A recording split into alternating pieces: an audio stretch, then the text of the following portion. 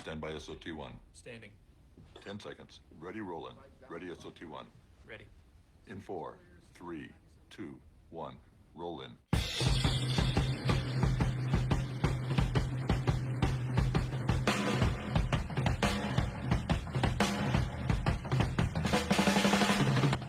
From legendary Uncle Studios in beautiful Southern California, welcome to another edition of Work Comp Matters, the central location for you employees, you employers, and of course, we haven't forgotten about you damn independent contractors. And now, here's this week's edition of Work Comp Matters.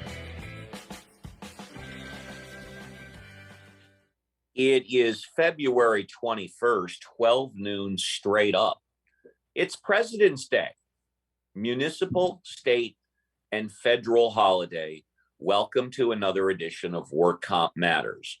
We are sponsored by mancavepodcasting.com. We've got about 700 shows in the tank. They're completely free, no obligation. And if you want to do your own podcast, 818-357-4120. We will manage, direct, produce, stream it live, and get it into the cloud forever. Good afternoon. Good afternoon, everybody. My name's Steve Appel. Mr. John Scalia is taking a well-deserved one-week vacation, and filling in for him, at least today, is my lovely, beautiful podcasting wife, Ms. Monica Rossman. How you doing, wife? I'm wonderful, darling. How are we? Thank you so much for filling in. I appreciate that. This is not going to be the traditional Work Comp Matters show. This is actually going to be like the standard Steve and Monica show every Tuesday and Thursday. Because why the hell should we worry about reading news when we've got each other together? Exactly. We go. I got you, babe. I got you, babe. Exactly. They say our love won't pay the rent, but before it's earned, our damn money's all been spent. It's all been spent. All been spent. Well, I did do a couple stories just because you told me to be prepared, and I was prepared. And now we're not doing it, and we're gonna. But there was one that I wanted to talk about, and so you can read a story. You can read your stories, and we'll talk about them. That's fine. Whatever you want to do. Okay, well, I want to read this real quick too, because I want to get your take on this. Actually, there's two that I wanted to get. It said from the New York Times, Oscars will require COVID tests for all, vaccines for most. So after much internal discussion, the Academy of Motion Pictures Arts and Sciences come to an agreement on coronavirus safety measures for attendees of the 94th Oscars, which will be held on March 27th in LA. The audience of 2,500 invited guests, including all nominees, will be required to show proof of vaccination against the coronavirus and at least 2 negative PCR tests. Performers and presenters also must undergo rigorous testing. They didn't say testing, they said rigorous, but those people will not need to show proof of vaccination. A decision that an Academy spokeswoman said on Thursday was in keeping with virus safety protocols on some television sets and return to work standards by LA County. What are your thoughts on that, Steve? Well, they have to have two.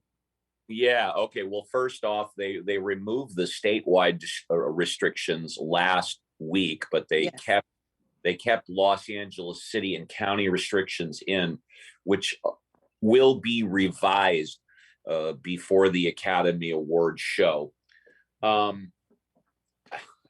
I reminisce about the Academy Awards up until COVID. It was a wonderful thing. I mean, it was another holiday, not a holiday. I would, get together with family, friends at the house, get Chinese food, have some wine, watch the Academy Awards. It was a wonderful thing. And then last year, I mean, what a friggin' bust. And I think the year before that, it was kind of a bust too. And then the Golden Globes didn't even televise this year.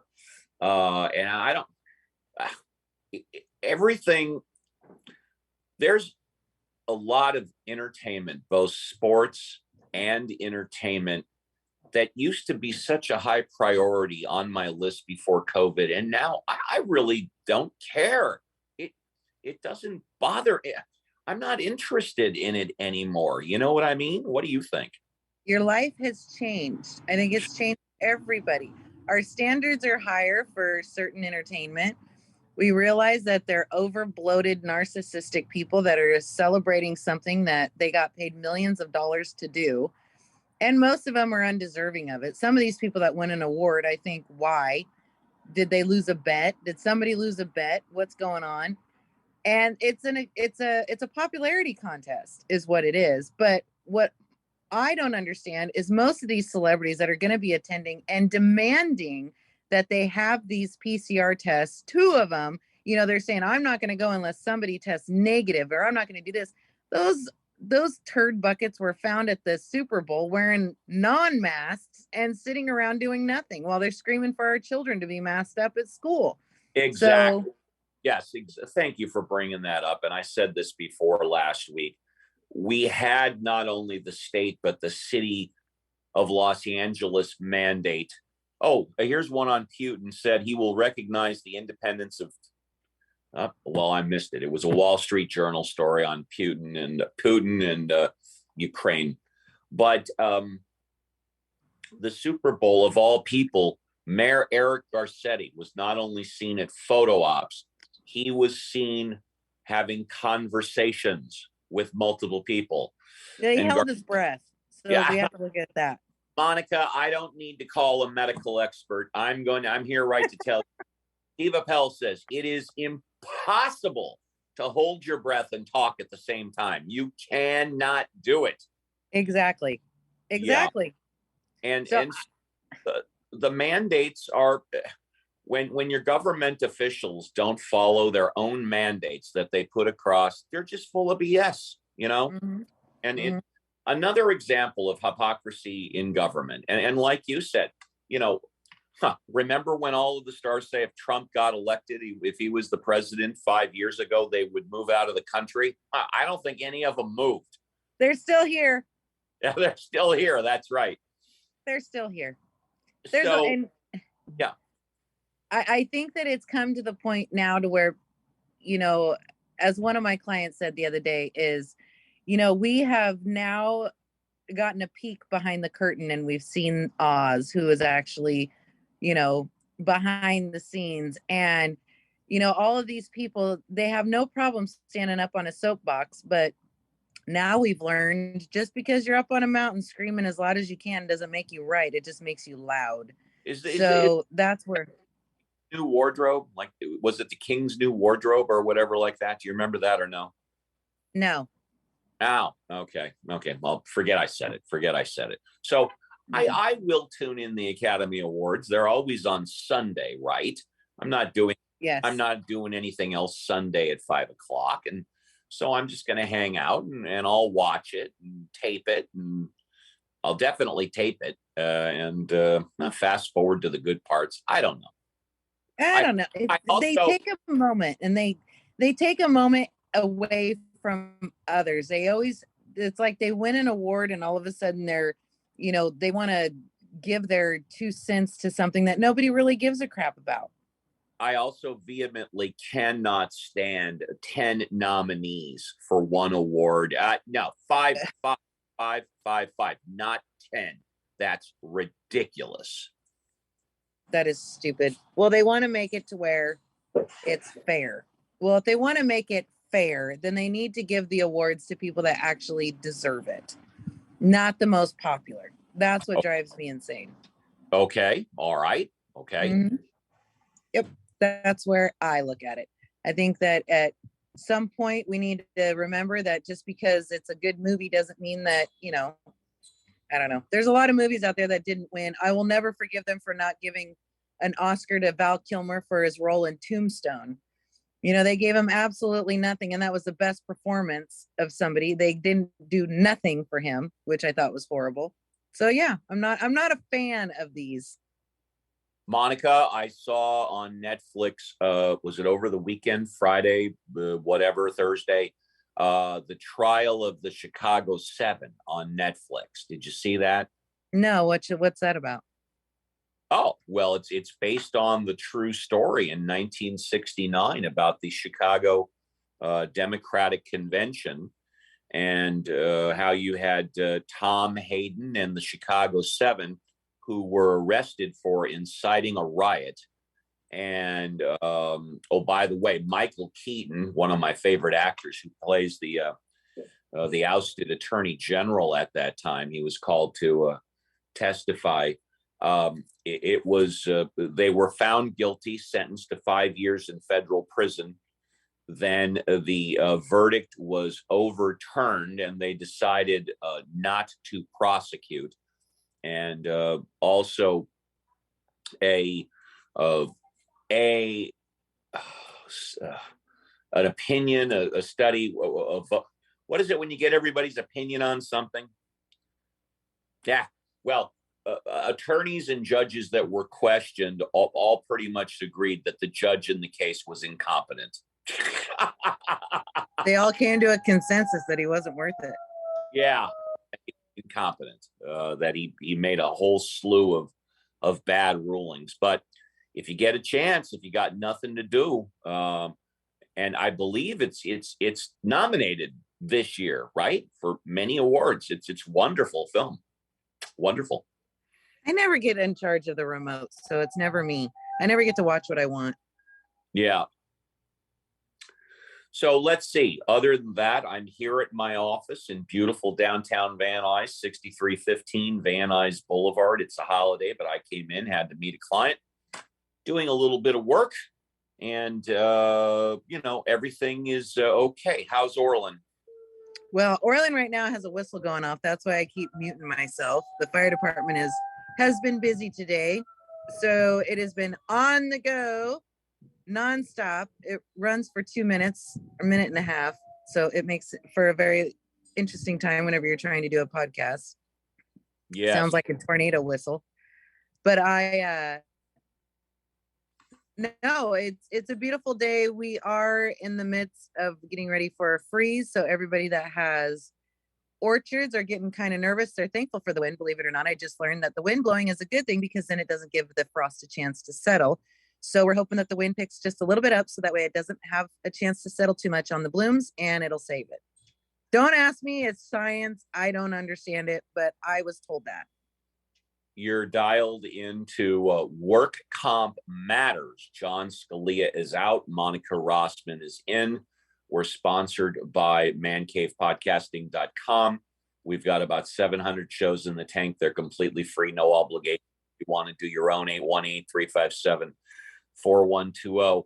Monica, I don't know about what you were talking about, but for fires, I know they don't want wind at all because all of those embers go from one place to the other. No, I'm talking about the frost. Yeah, right. The frost. You don't want you want the wind to blow just a little bit so that way the frost doesn't have a chance to settle in on the blooms, because the almonds or almonds, that's always a big big question here in town, is whether or not it's called almonds or almonds. You mean nuts? So you don't want the frost to settle in because the blooms. Yes. You mean nuts? Yeah. Do you call them almonds or do you call them almonds? No, they're almonds. No, they say it's almonds. You knock the L out of them. Okay, whatever. But back to just for a second, I was talking to somebody the other day and we were just talking about this. I don't know if you've had this problem or not, but this was on the news on Friday and it's from Bloomberg and it says, Apple update lets Face ID unlock iPhone with a mask on. Apple Inc.'s next iPhone software update will finally address a grumble that's been bugging users since the COVID pandemic started. You'll finally be able to unlock your phone without first taking off your mask. The updated Face ID feature is expected to work on iPhones and iPads and is likely to be included in iOS 15.4, expected to be released sometime in the first half of March. I don't know about you, but that is the one thing that has been driving me insane. Whenever you have a mask on, you can't unlock your phone. That's why I had to go to the keypad and do a number unlock. Are you serious? Yes. It was driving me insane. I do not use fingerprint ID. I do not use Face ID. I do my 6-number code, and I've always done that ever since. But how annoying that every time you go to use your phone, you have to type in your password. I don't even remember my social security number half the time without it going through my head. Yeah. No, I remember my password, and no, I don't want facial recognition, and I don't want prints and stuff like that. May I ask why no facial recognition? Yeah, because I don't trust it. I don't trust it to stay there. I don't trust it to be confused with someone else. And I don't like the fingerprints because, I mean, I know I have my only fingerprints. I have the only ones, but I'm just afraid that this technology is going past where I have the wisdom to use it.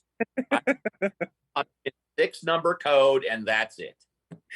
Well, you are in the generation that if somebody has my mug and they can open up my phone with their face, then they deserve to have everything on the phone, including the TikTok, the Candy Crush, and the Hearts of Vegas slot machine. They can go for it. They can have it. But yeah, I do the same exact pin every single time. It's not 6, it's only 4 because I can't remember 6 numbers. That's only if the face recognition doesn't work.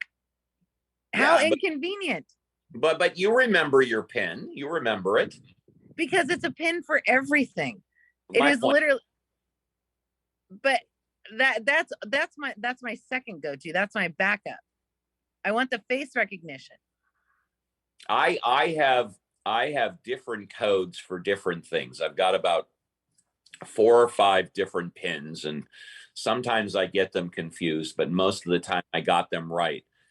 I've got a 6 pin, which is on my phone. And then I have a 4 pin on, like, I don't know. I've got a couple of different ones. And fortunately, I don't get confused too often. Well, I can't remember. For my bank, Monica, for my bank account, I have a pin that I've been using forever, and I only use it for the bank account. I mean, there are certain things where I'll use the same pin, like for 10 different things. But when it comes to my money, I'm using 1 pin and 1 pin only. Yeah, but what about passwords? Don't you have, like, that pin is a password? Do you write it all down? In the head. Dear Lord, don't tell me that. Oh, Steve.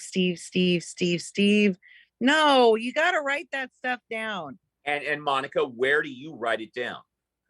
We have a big notebook that has passwords written on the front of it, like any other person does. No, Monica. Everybody does not have a big notebook with all their passwords in it. Where do you keep this notebook? That part is the secret. It's somewhere where you would never find it. But it's 1 notebook and 1 notebook only, which means if you lose that notebook, all the passwords and pins are gone. Nobody is allowed to take it out. That's one thing. We have a big rule. Like if you came to my house right now, number one, you'd never find a pen or a pencil. We don't even know where those things are. I think our house eats them. I don't know, that and socks. You'd never be able to find it. And then once you do, it's in such chicken scratch that you wouldn't even know, and it's all abbreviated. So what could be Netflix is like, in X, like you wouldn't know what it goes to. You would know now that Netflix is NX in our password book, but I don't remember that crap. I've gone through so many phones in my life. So many, like I can't even listen. Apple could go on a vacation for the amount of money that I've spent on phones.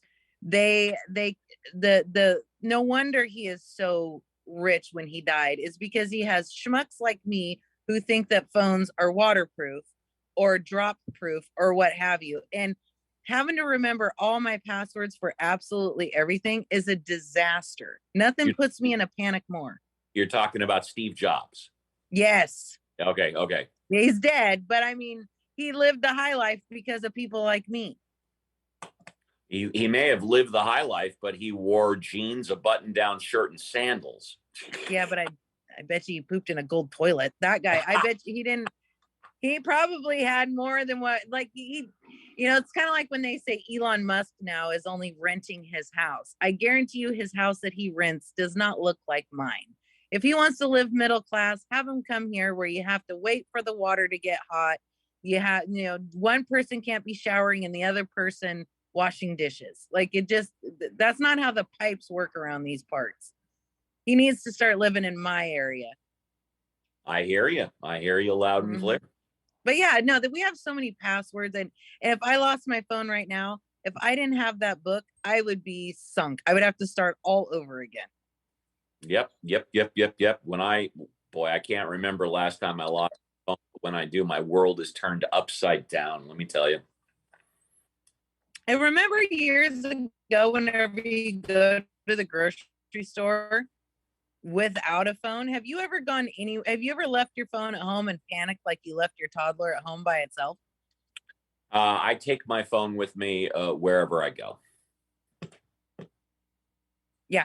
I left my phone one time at the house on our way to Chico to go get groceries, and you would have thought that I left a burner on. I was like, we got to turn around right now. I left my phone. I used to be gone all day long and nobody would know where I was without a phone, without anything. And now it's attached to my hip. Exactly. It's attached to my hip or attached to my butt. Yeah. Exactly. It's disgusting. We live in a terrible world. We're so dependent upon it. What if we get a notification that somebody's on Clubhouse having a party without us and we want to listen to it on our way to wherever our destination is, and we're going to miss out? Oh, man. It's sad. And what? Yeah. Go ahead. So then this is one other thing this is what I thought you would totally find hilarious. So this is from the Atlantic. It said, COVID is more like smoking than the flu. It says, it's suddenly become acceptable to say that COVID is or will soon be like the flu. Such analogies have long been the preserve of pandemic minimizers, but lately they have been creeping into more enlightened circles. Last month, the dean of a medical school wrote an open letter to his students suggesting that for a vaccinated person, the risk of death from COVID-19 is in the same realm or even lower as the average American's risk from flu. A few days later, David Lenhart said as much to his millions of readers to the New York Times morning newsletter. And 3 prominent public health experts have called the government to recognize a new normal in which the SARS-CoV-2 virus is but one of several circulating respiratory viruses that include influenza, respiratory syncytial virus, RSV, and more. But the headline says COVID is more like smoking than the flu. Now, does that mean that it's smoking for people who are non-smoking? That's what it feels like? Or that's so misleading. It doesn't say anything in there. I have no idea. All I know is that the United States death rate for COVID top 900,000. Yet when we have 330 million in the country, 330 million minimum, that means that 0.25% of the population have died due to COVID. And, I don't know. I don't know. But it's so misleading. It's saying that now people know what we feel like being smokers is essentially what that headline means. Yeah. And once again, the headline, even you're confused. I'm confused. Does that mean for people that smoke, people that don't smoke? It's like, to me, it's like saying that secondhand smoke kills. Well, no, it doesn't. If I'm across the street and I'm smoking and someone is 100 feet away from me, they're not going to die because of my secondhand smoke. Now, that being said, the other side of the coin, Monica, I have represented waitresses who worked for 20 years at a bar and restaurant when smoking was legal in California bars and restaurants. So if you're working 20 years inside a closed structure where everybody and their grandmother is smoking, because practically everybody smoked in a bar, and you're a cocktail waitress at a bar inhaling secondhand smoke for 20 years, then I get it. But just to say that secondhand smoke kills, no. Yeah, it's just like the casino. Look at how many people work at the local casino and they don't smoke, but they have non-smoking sections, which I never understood, and smoking sections. Yeah, but Monica, when I went to your casino in Orland, they weren't smoking inside. We had to go outside to smoke. No. Yeah. In Corning, you've always been able to smoke. Monica, when I came up to you and me and Julie went to the San Jose, to the casino on the premises or right next door. No. I'm talking about the one in Corning, the one near me. Ah, okay. I'm talking about the one in San Jose. You could not smoke inside. No, you couldn't. But the one in Corning, you can. You've always been able to. And it's weird walking in and yeah. I suspect it's because it's on Indian reservation land, right? That's why. Anywhere in California, you're not allowed to smoke indoors except if you're on Indian reservation land. Then it's a different rule. Now, do you miss smoking in a bar? Do I miss it? Well, I'm used to it. Oh, you are? Yeah, why? Well, that's right. You don't drink. Yeah, I'm used, but I don't go to bars that often now anyways. Do I miss smoking in a bar? I would like to smoke in a bar. And, when I haven't been to Vegas in years either. So, I don't know. But it's kind of weird. Like, wouldn't it be nice if you were sitting at the piano at Pioli's whenever you're playing to kind of have a cigarette every now and then? Absolutely. The fact that we can't is just mind boggling. Well, I understand it. And in a way, I do agree with it because it's dangerous. And I mean, if, look, smokers, you don't want to go somewhere where you can't smoke, then don't go there. Exactly. Yeah. See, I don't know. My theory is that, you go to a bar, which I don't drink. You go to a bar to have a drink and relax, and then everybody's outside smoking. Isn't it? Whenever you drink a cigarette there's a lot of people that say, I would say 80% of people that say, oh, I only smoke when I drink.